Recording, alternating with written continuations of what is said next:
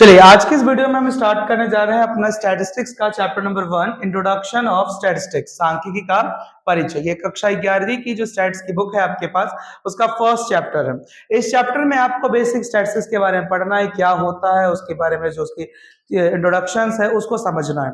सबसे पहला टॉपिक है आपके पास इसमें इकोनॉमिक्स, यानी इकोनॉमिक्स जिस सब्जेक्ट के अंदर ये आता है तो आखिर उस इकोनॉमिक्स का मतलब क्या होता है। तो इकोनॉमिक्स का मतलब यहाँ पे क्या बताया गया, economics is the study of how people and society choose to employ scarce resources. ये बात करता है कि इकोनॉमिक्स क्या है, एक स्टडी है, एक अध्ययन है जिसपे हम ये सीखते हैं कि हम अपने स्कार्स रिसोर्सेज को, जो रिसोर्सेज हमारे पास कम है, उन रिसोर्सेज को कैसे अपने लोगों और सोसाइटी के लिए इस्तेमाल करें। That could have alternative uses. और यहाँ पे एक और बात क्या बताई गई कि इन रिसोर्सेज का कैसा यूज है, अल्टरनेटिव यूज। अल्टरनेटिव का मतलब आप रिसोर्सेज को एक से ज्यादा जगह इस्तेमाल कर सकते हैं।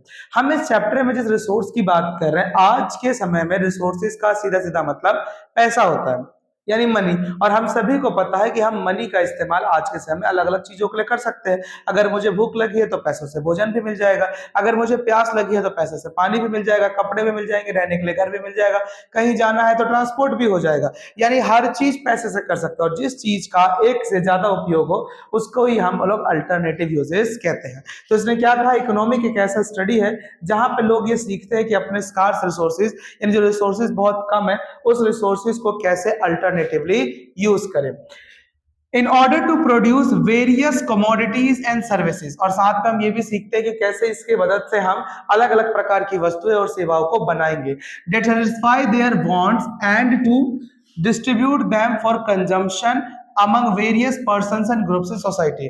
और फिर उन बनाए हुए कमोडिटीज और सर्विसेज को लोग यूज करेंगे, अपनी इच्छाओं को पूरा करेंगे, सेटिस्फाई करेंगे, और आगे भी कंजम्पशन के लिए सोसाइटी के अलग अलग लोगों तक इन चीजों को पहुंचाएंगे। इसी पूरे प्रोसेस को हम लोग यहाँ पर इकोनॉमिक्स कहते हैं। शॉर्ट एंड सिंपल बताऊं तो इकोनॉमिक एक स्टडी है जहां पे लोग ये सीखते हैं कि अपने स्कार्स रिसोर्सेज को कैसे इस्तेमाल करें और किस तरीके से अपने स्कार्स रिसोर्सेज के जरिए अपनी इच्छाओं को पूरा करें, गुड्स एंड सर्विस को प्रोड्यूस करें और फिर उसे सोसाइटी के अलग अलग ग्रुप तक पहुंचाए। यही क्या कहलाता है आपके पास, इकोनॉमिक्स कहलाता है। आगे आपके पास यहाँ पे कुछ टर्म्स दिए गए हैं जो इकोनॉमिक्स से रिलेटेड है, कि इकोनॉमिक्स में जिनकी बहुत वैल्यू है। इसमें सबसे पहला टर्म आता है आपके पास कंज्यूमर। कंज्यूमर किसे कहोगे, दूसरा है प्रोड्यूसर किसे कहोगे, और the third one is seller किसे कहोगे। तो देखिए, कंज्यूमर का मतलब होता है वो व्यक्ति जो वस्तुओं को कंज्यूम करता हो। A consumer is one who boys goods and services for the satisfaction of his wants. वो व्यक्ति जो वस्तुओं को खरीदता है और उसे खुद इस्तेमाल करके अपनी इच्छाओं को पूरा करता है, उसको ही आप कंज्यूमर, या अगर हिंदी में कहूं तो उसे आप उपभोक्ता कहते हैं। प्रोड्यूसर कौन होता है, प्रोड्यूसर का मतलब वो जो वस्तुओं को बनाने का काम करे, यानी प्रोड्यूसेस गुड्स एंड सर्विसेज। जो किसी भी गुड्स या सर्विस को बनाने का काम करता हो उसे आप क्या कहोगे, प्रोड्यूसर। यानी जिसने खरीदा और इस्तेमाल किया वो कंज्यूमर, जिसने बनाया वो प्रोड्यूसर, और जिसने बेचा वो क्या बन जाएगा, सेलर। सर एक और वर्ड है जो मुझे समझ नहीं आ रहा, वो किसे कहेंगे, कस्टमर। कस्टमर वर्ड भी आपने सुना होगा, या हिंदी में कहूं तो ग्राहक। तो देखिए, कस्टमर वर्ड जो होता है आपके पास, कस्टमर और कंज्यूमर काफी हद तक सिमिलर ही होते हैं। कंज्यूमर जो होता है वो व्यक्ति होता है जो वस्तु खरीदे और खुद इस्तेमाल करे, लेकिन जो सिर्फ खरीदता है उसको आप क्या कहेंगे, कस्टमर कहेंगे। यानी जिसने वस्तु खरीदी है वो कस्टमर है। अगर वो वस्तु का इस्तेमाल खुद ही करता है तो वो क्या बन जाएगा, कंज्यूमर। सपोज मैंने ये पेन खरीदा और खुद ही इसका इस्तेमाल कर रहा हूं, अगर खुद ही कर रहा हूं तो मैं कंज्यूमर हूं। लेकिन अगर मैंने इसको खरीदा और खरीद के मैंने आपको गिफ्ट कर दिया तो अब मैं कस्टमर हूं, मैंने खरीदा है, आपने इस्तेमाल किया तो आप क्या बन जाएंगे, कंज्यूमर बन जाएंगे। क्लियर है यहां तक, चलिए आगे बढ़ते हैं। नेक्स्ट आपके पास दो वर्ड दे रखे हैं, एक वर्ड है सर्विस प्रोवाइडर, एक वर्ड है सर्विस होल्डर।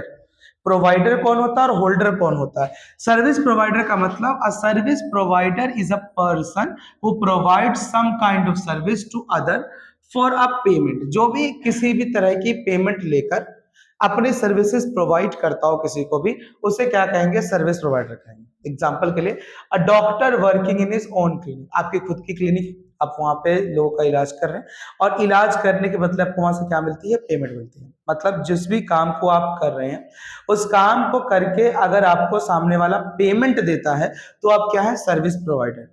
सर्विस होल्डर का मतलब a service holder is a person who work for some other person. Service holder मतलब जब व्यक्ति किसी दूसरे के लिए काम करे। And get paid for it in the form of wages and salaries, और वहां पर उसे वो मालिक उसे वेजेस या सैलरी के रूप में पेमेंट करे तो उसे क्या कहोगे, सर्विस होल्डर कहोगे। एग्जांपल के लिए a doctor doing job in a hospital, जैसे कोई डॉक्टर हॉस्पिटल में काम करता है। फिर से समझा, अगर मेरा खुद का क्लिनिक है, मैं खुद ही इलाज करता हूं, तो जो मेरे पास कस्टमर्स या पेशेंट्स आते हैं वो मेरे इलाज करने के बाद, मेरे कंसल्टेंसी के बाद मुझे पैसा देते हैं, तो मैं वहां प्रोवाइडर हूं। लेकिन मान लो कि मैं अपोलो में काम कर रहा हूं, अब अपोलो में जब मैं इलाज करता हूं तो मेरे को जो वहां व्यक्ति आए हैं इलाज करने, वो मुझे पैसा नहीं देते, वो किसको देते हैं, अपोलो कंपनी को देते हैं। मुझे तो वहां इलाज करने के बाद अपोलो मुझे पेमेंट करती है, और अपोलो मुझे मंथली पेमेंट करती है सैलरी बेस के रूप में, तो फिर उस केस में मैं प्रोवाइडर नहीं, मैं होल्डर बन जाऊंगा। ठीक है, यानी जिसको आपने सेवा दी अगर वो पैसा आपको ही दे जाता है तो आप प्रोवाइडर हो, लेकिन पेमेंट करने वाला अलग है और सर्विस दिलाने वाला कोई और है, तो उस केस में आप क्या बन जाओगे, सर्विस होल्डर बन जाओगे। ठीक है, चलिए इसके बाद नेक्स्ट वर्ड है आपके पास एक्टिविटीज। यहां पर हम नॉर्मली एक्टिविटीज को यानी क्रियाओं को दो प्रकार से बांटते हैं, एक को कहते हैं इकोनॉमिक एक्टिविटी, एक को कहते हैं नॉन इकोनॉमिक एक्टिविटी। बहुत सिंपल कहूं तो ऐसा कोई भी काम जिस काम को करने का उद्देश्य इंटेंशन टू अर्न मनी, ऐसा कोई भी काम जिसको करने का उद्देश्य क्या हो, पैसा कमाना हो, अर्न मनी, तो फिर उसे आप क्या कहोगे, उसे आप यहाँ पर इकोनॉमिक एक्टिविटीज कहोगे। और जहां पे इंटेंशन टू अर्न मनी ना हो, इसके अलावा कुछ भी हो, लव अफेक्शन लगाव, तो उसे क्या कहोगे आप, नॉन इकोनॉमिक एक्टिविटीज कहेंगे। हम स्टैट्स के अंदर मोस्टली हम इकोनॉमिक एक्टिविटीज की बात करते हैं क्योंकि उसके ऊपर ही नाम में इकोनॉमिक इकोनॉमिक्स पढ़ रहे, तो ऑब्वियस बात है हम बात भी किसकी करेंगे, इकोनॉमिक एक्टिविटीज की करेंगे। बट नॉन इकोनॉमिक भी पता होना चाहिए जहां पे पैसे को छोड़कर दूसरे उद्देश्यों के लिए काम किया जाता है। एग्जाम्पल के लिए आप यहाँ देख सकते हैं, जैसे यहाँ पे इकोनॉमिक में टीचर है, फार्मर है, डॉक्टर है, तो ये लोग जो भी काम कर रहे हैं बदले में इनको पेमेंट मिलेगी, तो ये क्या कहलाएंगे, इकोनॉमिक एक्टिविटी कहलाएंगे। नॉन इकोनॉमिक जो पैसों के लिए नहीं किया, जैसे वॉलंटियरिंग, खुद की इच्छा से आप आगे आते हो, किसी चीज में सहायता कर रहे हो, वॉलंटरी कर रहे हो, खेल कूद रहे हो, कोई पैसा देगा इसके बदले नहीं, तो ये सारी एक्टिविटीज क्या कहलाएंगी, नॉन इकोनॉमिक एक्टिविटीज। अब डेफिनेशंस पढ़ लेते हैं। इकोनॉमिक का मतलब those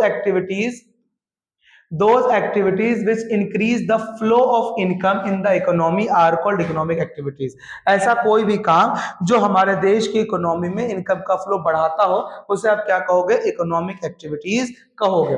एग्जाम्पल के लिए प्रोडक्शन करना, कंजम्पशन करना या कैपिटल फॉर्मेशन करना, ये सब भी क्या है, इकोनॉमिक एक्टिविटीज। अब देखो इंटेंशन टू अर्न मनी मैंने कहा था, बट यहाँ डिटेल करते हैं इन्होंने, पैसा जुड़ा होना चाहिए, चाहे आप सामान बनाकर बेचो और पैसा मिले, प्रोडक्शन कर रहे हो इकोनॉमिक, मैं पैसा खर्च करके सामान खरीद के खा रहा हूं, पैसा जा रहा है, कंजम्पशन हो रही है, इकोनॉमिक एक्टिविटीज है। यानी या तो पैसा आए या पैसा जाए, नो मैटर मनी इन्वॉल्व है तो फिर वो क्या है, इकोनॉमिक एक्टिविटी है। और जहां मनी इन्वॉल्व नहीं होगा वो नॉन इकोनॉमिक एक्टिविटी बन जाएगा।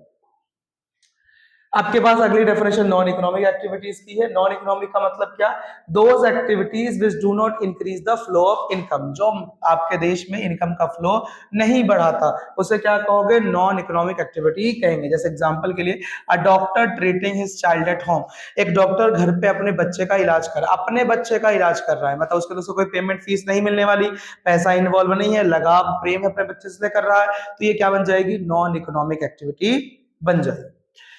इकोनॉमिक और नॉन इकोनॉमिक के बाद यहाँ पे एक टर्म है जो आपको स्टैट्स में पढ़ना है, it is called scarcity. Scarcity से हिंदी में लोग दुर्लभता भी कहते हैं। स्कैरसिटी का मतलब क्या होता है, it refers to a situation where the supply of goods और सर्विसेज और resources is limited compare to their demand. जब किसी भी जगह पर आपके सामान यानी गुड्स की, सर्विसेज की या किसी भी तरह के संसाधन की मांग ज्यादा हो यानी डिमांड ज्यादा है और उसको सप्लाई कम की गई, तो उस कंडीशन में कमी आ जाएगी, और कमी को ही क्या कहते हैं, हम स्कैरसिटी कहते हैं।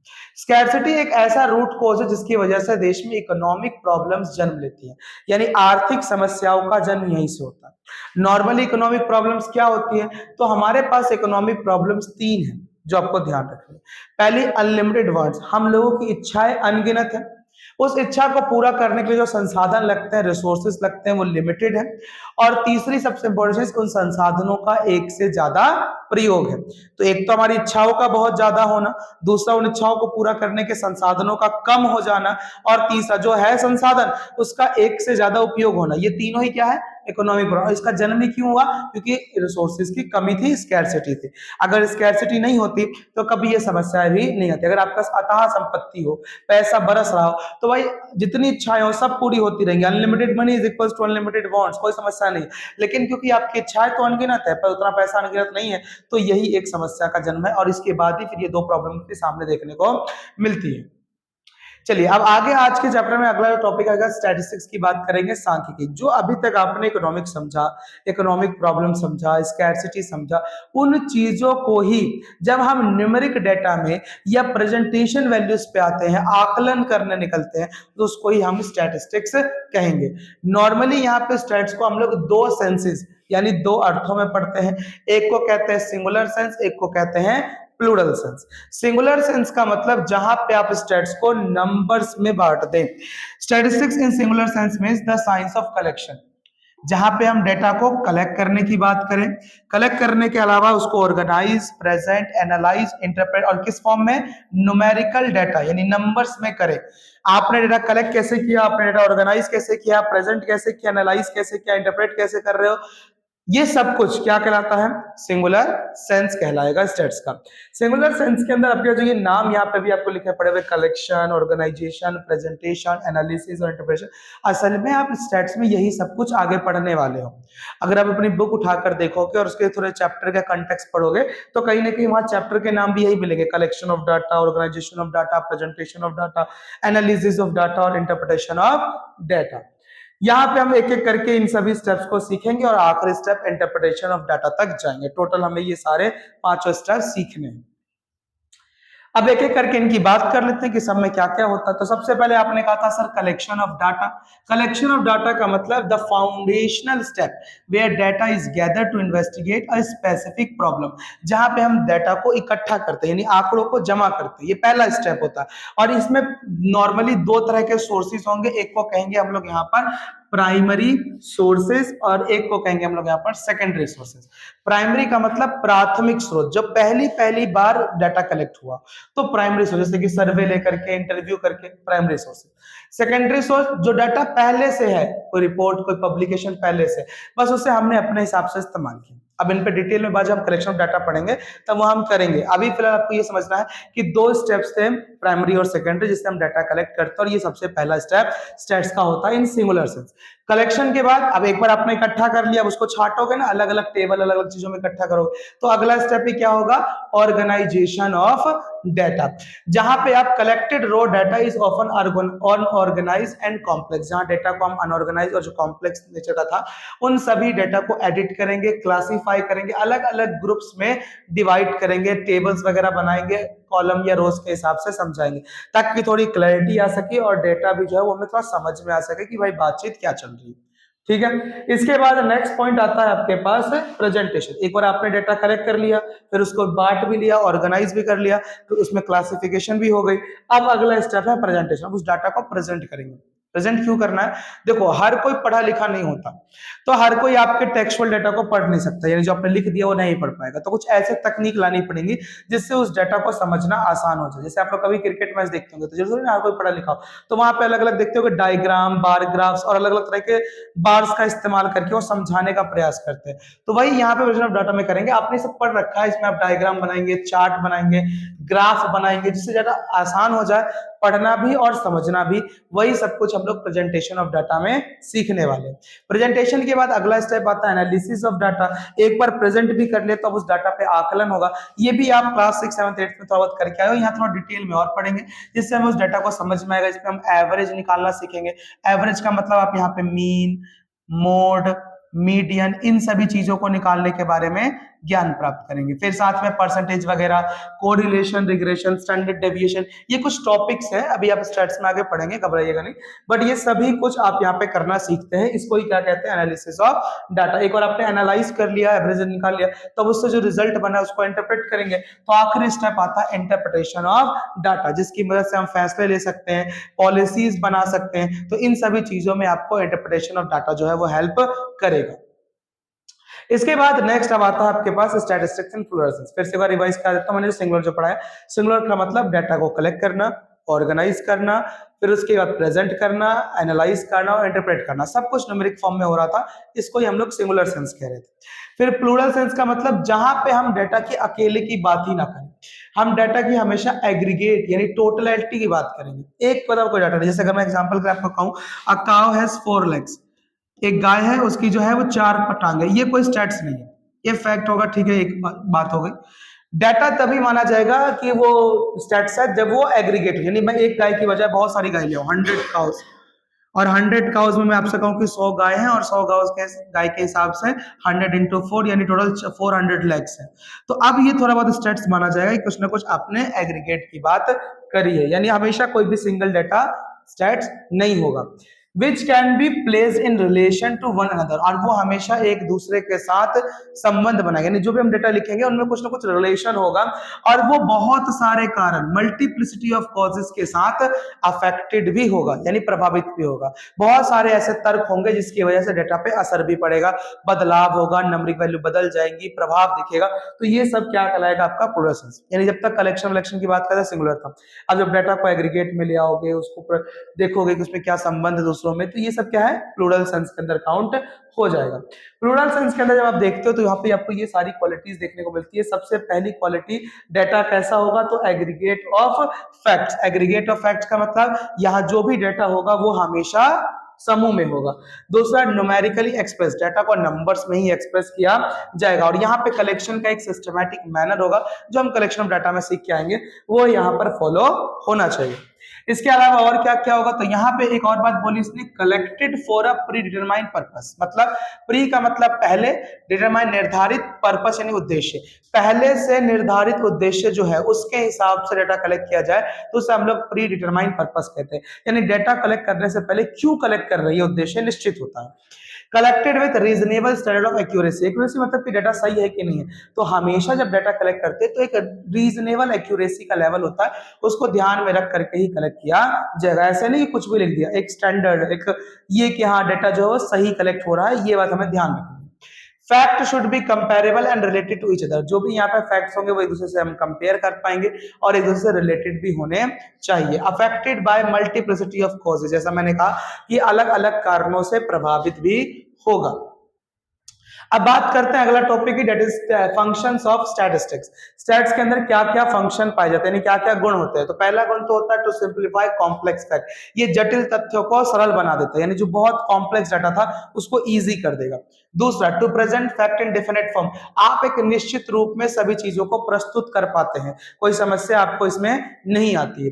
टू फैसिलिटेट पॉलिसी फॉर्मेशन, आपको पॉलिसी वगैरह बनाने में जो है वो स्टेट्स आपकी मदद करता है, ये इसका एक फंक्शन है। To help in forecasting, forecasting का मतलब आप पहले से डिसाइड कर पाते हैं कि क्या जो डाटा कलेक्ट हुआ है वो ठीक है या नहीं, सॉरी ठीक है नहीं, आप पहले से पता लगा पाते कि आने वाले में क्या होने वाला है, डिमांड बढ़ेगी, सप्लाई करेगी, यानी कुछ चीजें आप वक्त से पहले ही समझ जाते हैं, पूर्वानुमान कर पाते हैं। इसके अलावा to compare facts and find relationship among them, बहुत सारे जो आपको फैक्ट्स दिखेंगे और डाटा कलेक्शन होगा उसमें हम एक दूसरे के साथ कंपेयर कर पाएंगे, उनके बीच में रिलेशन निकाल पाएंगे। और सबसे important, to enlarge individual knowledge and experience, आप किसी व्यक्ति की नॉलेज को बढ़ाने में बहुत सहायता करेंगे, आप व्यक्तिगत ज्ञान और अनुभव का विस्तार करते हैं। ये सारे तो हो गए इसके फायदे। अब बात करते हैं स्टैट्स की इकोनॉमिक्स के अंदर क्या इंपॉर्टेंस है। तो इकोनॉमिक्स के अंदर इसकी पहली इंपॉर्टेंस ये है कि every branch of economics takes support from statistics in order to prove various economic theories. बहुत सारे जो थ्योरीज वगैरह हम यहाँ पढ़ते हैं, तो जो थ्योरीज वगैरह हम यहाँ पे पढ़ते हैं या इकोनॉमिक थ्योरीज आप पढ़ोगे उसके बाद उन थ्योरीज को प्रूफ करने के लिए स्टेट्स का सहारा लिया जाता है। अभी आप इसके बाद माइक्रो भी पढ़ेंगे, तो माइक्रो में आप देखोगे हर चैप्टर में कहीं ना कोई टेबल, ग्राफ, ये सब कुछ यूज होगा। और ये टेबल और ग्राफ जो होते हैं वो इस बात की जानकारी होते हैं कि जो डाटा कलेक्ट हुआ है वो आपको समझाया जा रहा है, तो उनको समझाने में कौन आपकी मदद कर रहा है, आपको मदद कौन करता है, इकोनॉमिक स्टैट्स जब आपकी हेल्प करेगा। Help in understanding and solving various economic problems, आपके पास जो अलग अलग इकोनॉमिक प्रॉब्लम्स थी कि वांट्स अनलिमिटेड थे, रिसोर्सेज लिमिटेड थे और उसका रिलेटिव यूजेस थे, ये सब प्रॉब्लम सॉल्व करने में भी आपका इकोनॉमिक्स यानी स्टैट्स आपकी हेल्प करेगा। Help in studies of market structure, आप अलग अलग प्रकार के मार्केट के स्ट्रक्चर्स को भी यहाँ पढ़ेंगे और सीखेंगे और वो स्टैट्स की सहायता से ही समझ पाना संभव हो पाएगा। इसके अलावा और तो help in establishing mathematical relation, जो आपने पढ़ोगे भी अर्थशास्त्र में हर चीज को मैथमेटिक्स यानी नंबर्स के साथ रिलेट करना सीख पाओगे। Useful for study of different economic concept, अलग अलग तरह के डिफरेंट इकोनॉमिक कॉन्सेप्ट्स को पढ़ने में मदद करेगा आपको, और साथ ही साथ ये आपको इवेल्युएट करने में मदद देगा अलग अलग इकोनॉमिक पॉलिसीज को कि ये पॉलिसी ठीक है या नहीं है, इससे देश में ग्रो होगा नहीं होगा, कैसा प्रभाव पड़ेगा इसका इंडिविजुअल्स पे, मार्केट पे, प्रोड्यूसर्स पे, वो सब कुछ भी आप यहाँ पर सीखेंगे। अब बात करते हैं स्टैट्स का स्कोप, यानी कहां तक फैला हुआ है, कहां कहां हमें देखने को मिलता है। तो इसमें पहली बात हमें बताई जाती है, today the importance of statistics is increasing day by day, आज दिन प्रतिदिन स्टैट्स की इंपॉर्टेंस बढ़ती जा रही है। Not a single area is visible where statistics is not in use, ऐसा कोई सेक्टर नहीं है, कोई ऐसी फील्ड नहीं है, कोई ऐसा प्लेस नहीं है जहां आज आपको स्टैट्स देखने को ना मिले। छोटा छोटा दुकानदार भी ना अपने दुकान पे ग्राफिकल वर्क कर रहा है, टेबल्स बना रहा है, जिससे वो अपने सेल्स वगैरह को रिकॉर्ड कर सके, यानी स्टैट्स आपको हर जगह देखने को मिलेगा। In all fields, statistics is required, whether it is business, politics, banking, economic research, etc. चाहे आप बिजनेस की बात कर लो, चाहे आप बैंकिंग की बात कर लो, चाहे आप पॉलिटिक्स की बात कर लो, चाहे आप इकोनॉमिक रिसर्च वगैरह की बात कर लो, हर जगह आपको स्टैट्स देखने को मिलेगा। यहाँ तक कि सरकार को भी सही तरीके से काम करने, पॉलिसी बनाने के लिए इसकी जरूरत पड़ती है। स्टैट्स की मदद से ही सरकार इन सब काम को कर पाती है। फिर आपके पास नेक्स्ट आता है लिमिटेशन। अच्छी अच्छी बातें तो सबने कर ली, अब बात करते हैं स्टैट्स की कमियां, कि कमियां क्या क्या है भाई स्टैट्स के अंदर। तो स्टैट्स के अंदर जो पहली कमी है वो ये है कि स्टैट्स हमेशा डील करता है क्वांटिफाइड फैक्ट्स पे। क्वांटिफाइड का मतलब ओनली नंबर्स, सिर्फ नंबर्स की बात करेगा, किसी भी तरह की क्वालिटी और गुणों की बात यहाँ पर नहीं होती। दूसरा, स्टैट्स तभी सही होता है जब आप एग्रीगेट ऑफ फैक्ट्स देखते हैं, कभी भी कोई सिंगल नंबर के लिए बिल्कुल भी ठीक नहीं होगा। स्टैट्स के जो रिजल्ट होते हैं वो हमेशा एवरेज पर ही ट्रू होते हैं, हर जगह ट्रू नहीं होते। इस पे आपको बहुत इंटरेस्टिंग मैं बताता हूँ, आपने अभी क्लास 10th में मैथ्स में एनसीईआरटी की बुक पढ़ी होगी, तो पहले जो एनसीईआरटी की बुक्स आती थी ना, उसके पीछे एक इमेज होती थी, और उस इमेज में एक बच्चा होता था जो अपना टेस्ट पेपर छुपा रहा होता था, और उसके फ्रेंड जो उससे पूछ रहे होते थे कि तुम्हारे कितने मार्क्स आए, तो उसके पेपर में दिख रहा है पीछे फोटो में कि 10 में से 2 नंबर आए हुए, लेकिन वो कहता है मेरी क्लास के एवरेज के हिसाब से मेरे 7 मार्क्स आए। तो वहां जो स्टैट्स ने उसे बता दिया कि मेरे 7 है, वो एवरेज पर ही सही है, इंडिविजुअल पर ठीक नहीं होगा। और यही स्टैट्स बताते हैं कि स्टैट्स के रिजल्ट सिर्फ एवरेज पर ही सही होते हैं, बाकी ठीक नहीं होते। ये इनके अंदर कुछ कमियां थी। और कौन कौन सी कमी, तो stats should be used carefully, preferably with proper knowledge. Stats कोई ऐसा खेल नहीं जो कोई भी यूज कर लेगा, इसको इस्तेमाल करने के लिए बहुत सावधानी और नॉलेज की जरूरत होती है। Data should be uniform and homogeneous, जिस भी चीज का आप स्टैट्स बना रहे हो उनका डेटा एक ही जैसा होना चाहिए। मान लीजिए मैंने स्कूल का डेटा कलेक्ट किया स्टूडेंट का, तो स्टूडेंट डेटा में क्या होगा, नेम, फादर नेम, उनका एज, डेट ऑफ बर्थ, किस क्लास में पढ़ रहे हैं, ये सब होगा। अब उसमें मैं ये तो नहीं लिखूंगा कि उनके फादर के ब्रदर का नाम क्या है, या मैं उसमें ये तो नहीं लिखूंगा कि हाँ भाई इस बच्चे को खाना क्या पसंद है। यानी डेटा एक टाइप का होना चाहिए, अलग अलग तरह की चीजों मिक्स नहीं कर सकते आप, यूनिफॉर्मिटी होना चाहिए। और सबसे इंपॉर्टेंट, स्टैट्स में मिसयूज करना आसान है, इसका गलत प्रयोग या दुरुपयोग कर पाना संभव होता है। थोड़ी बहुत डेटा को हाई फेर करके आप बहुत बड़ा इफेक्ट क्रिएट कर सकते हैं। ये था आपके पास इंट्रोडक्शन का ये चैप्टर, आई होप आपको समझ में आया होगा। अगली कक्षा में इसके आगे सेकंड चैप्टर पर चलेंगे, अगर कोई डाउट हो तो प्लीज कमेंट करें। Thank you.